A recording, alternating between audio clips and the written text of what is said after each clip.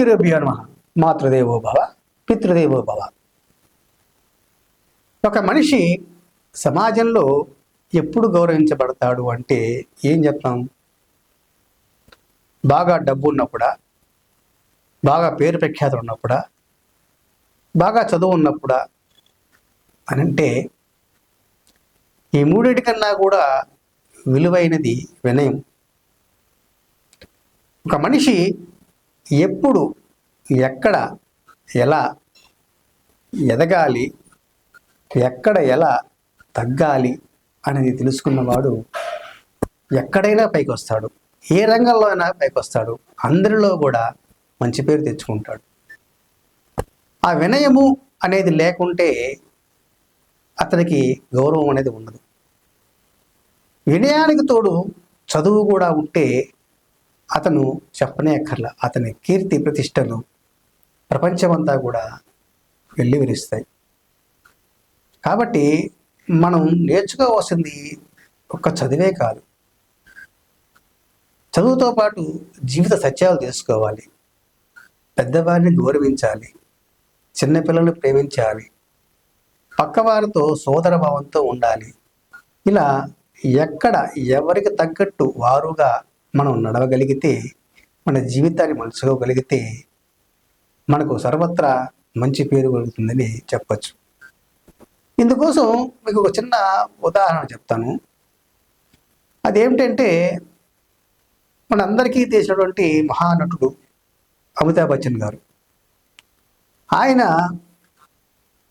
సంపన్నుడు మరియు చదువుకున్న వ్యక్తి మరియు సమాజంలో ఎంతో గౌరవ ప్రతిష్టలు కలిగిన వ్యక్తి. ఇది ఆయన చెప్పుకున్న కథే, ఆయన ఆత్మ కథలో చెప్పుకున్న కథే. ఒకసారి ఆయన విమానం ఎక్కి వెళ్తూ ఉంటే ఆయన పక్కన ఒక ఆయన కూర్చున్నాడు, పెద్ద ఆయన కూర్చున్నాడు. సరే, ఇద్దరు కలిసి ప్రయాణిస్తున్నారు. కొంతసేపటి తర్వాత అమితాబ్ బచ్చన్ గారు ఆయన వైపు చూశాడు. ఆయన ఏదో పెద్ద ఆయన కదా, ఒక పుస్తకం తెచ్చుకుని పుస్తకం చదువుకుంటూ ఫైల్స్ చూసుకుంటూ కూర్చున్నాడు. ఇంకా కాసేపు అయింది. అమితాబ్ బచ్చన్ మళ్ళీ ఆయన వైపు చూడటం మొదలెట్టాడు. ఈసారి ఆయన కూడా అమితాబ్ బచ్చన్ చూసి ఓ చిరునవ్వు నవ్వి తన పని తాను చేసుకోవడం మొదలెట్టాడు. ఇలా అమితాబ్ బచ్చన్ 1-2 సార్లు 3 సార్లు ఆయన్ని చూడటం, ఈయన ఆయన చూడటము జరుగుతూ ఉంది. కానీ ఎక్కడా కూడా అమితాబ్ బచ్చన్ గారిని పలకరించడం కానీ, ఆయన్ని ఎలా ఉన్నా మాట్లాడటం కానీ చేయలే. కారణం ఏమిటంటే, అమితాబ్ బచ్చన్ గారు సినీ రంగంలో ప్రఖ్యాతమైన గాంచిన వాడు. ఆయన ఉన్నత శిఖరాలను అందుకున్న వ్యక్తి.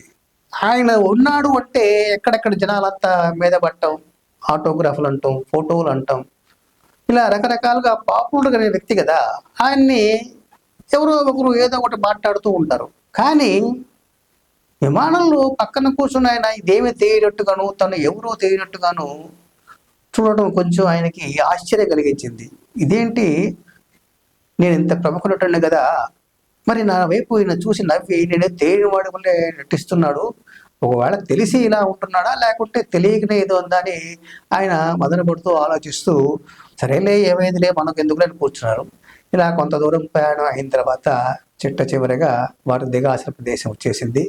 ఇక వాళ్ళు దిగుదామని లేస్తూ ఉంటే అమితాబ్ బచ్చన్ గారు ఆయన దగ్గరికి వెళ్ళి నమస్కారం పెట్టి, అయ్యా నా పేరు అమితాబ్ బచ్చన్, నేను ప్రముఖ సినీ నటుడిని అని తనకు తాను పరిచయం చేసుకున్నాడు.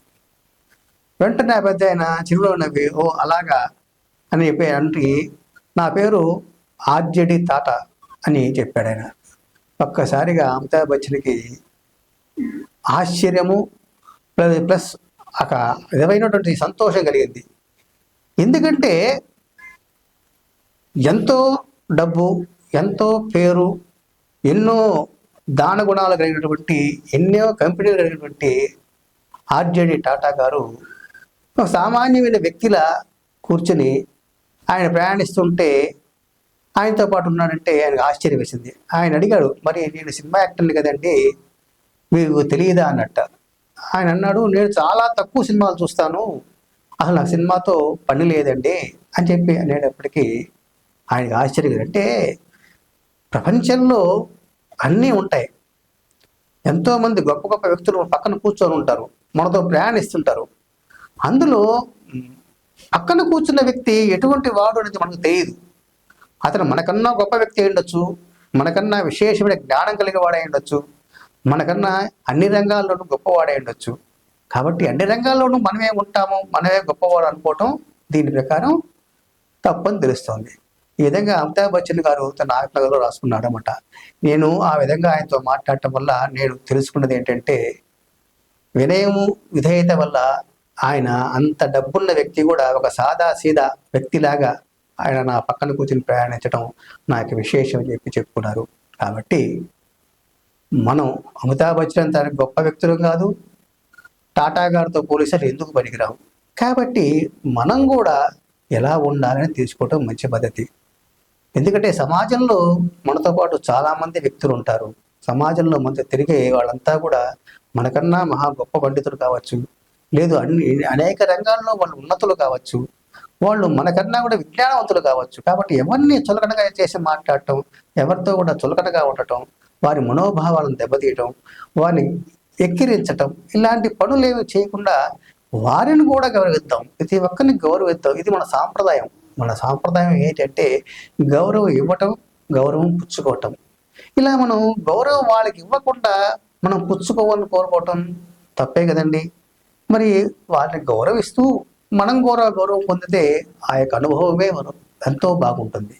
కాబట్టి సమాజంలో ఉంటున్నందుకు మనం కానీ మన పిల్లలకి కానీ మనం నేర్పించాల్సింది ఏంటంటే ఈ యొక్క విలువలను నేర్పించడాన్ని, పక్క వారిని గౌరవించడం నేర్పించాలి, ఎదుటి వారిని గౌరవించడం నేర్పించాలి, తల్లిదండ్రులను ప్రేమించడం నేర్పించాలి. ఇలా నేర్పించగలిగితే సమాజం బాగుపడుతుంది, మనము బాగుంటాం. స్వస్తి.